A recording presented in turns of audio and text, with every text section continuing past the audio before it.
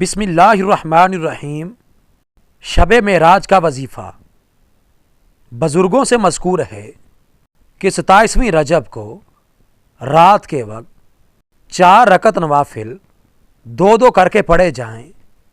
ہر رکعت میں سورہ فاتحہ کے بعد 27 مرتبہ سورہ اخلاص یعنی قل هو اللہ پڑھی جائے۔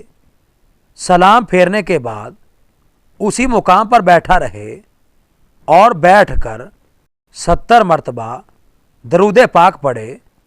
بزرگوں کا کہنا ہے کہ 27ویں رجب کو اس طرح نوافل اور درود پڑھنے سے اللہ تعالیٰ خوش ہوتا ہے اور پڑھنے والے کے گناہ معاف فرما دیتا ہے اور اس کے لیے رحمت کاملہ کا سایہ ہو جاتا ہے، اور آخرت میں بھی یہ نوافل بخشش میں معاون ثابت ہوں گے۔